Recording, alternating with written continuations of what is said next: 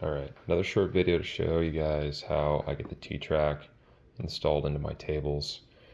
This method will work for anything you need, whether it's a router table, a sled for your table saw, whatever it is that you're trying to build.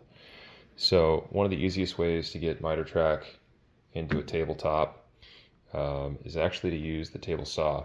The issue here is that my top is already attached and my T-Track is not going to go all the way through my top.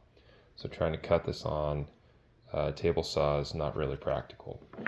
So the main method that I see most guys using online on YouTube here is to actually set up one side of your template. Let's say it was on this side here, putting your router up against this edge and using a 3/4 inch bit to cut that slot. The problem that I find with using a 3/4 inch bit for this is sometimes it's a little too tight, sometimes it's a little too loose, and the big thing for me is it's actually cutting both sides at the same time.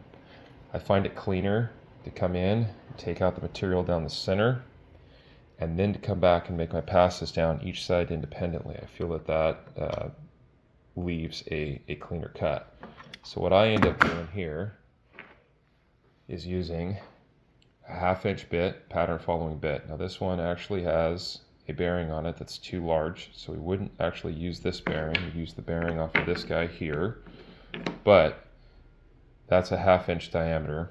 My slot is about 3/4 of an inch. So what we end up doing is placing a stop wherever we'd want it, and this would actually fit flat into that groove, and we'd use our vice grips to lock this down the perimeter with our T-Track in here nice and tight.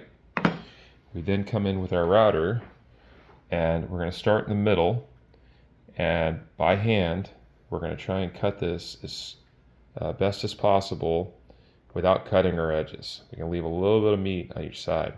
Once we've got that middle kind of hogged out, we can come back and we can finish up our sides. If we can do this in one pass with our final depth, it's going to give us the best chance of our T-Track fitting super snug. So once that's done, we're going to end up with something like this. So this is probably sitting about 5 thousandths or so underneath my tabletop. I'm always going to shoot for making this a little too deep versus making this a little proud.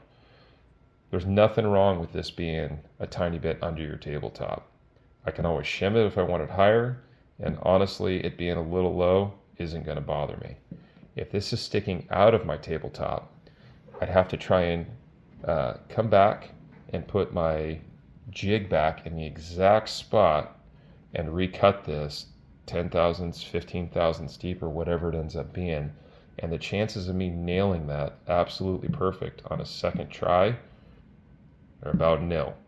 So if we just hit it the first time, we can test fit our track in there, make sure we've measured it a few times, and if we're confident that we're a few thousandths under, we're good to go.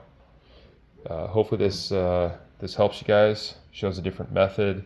Like I said, I definitely think this is a cleaner method, easier, a little more foolproof, a little less chances of error than just running down one side and trying to keep that straight without any sort of wandering whatsoever. All right, thank you guys.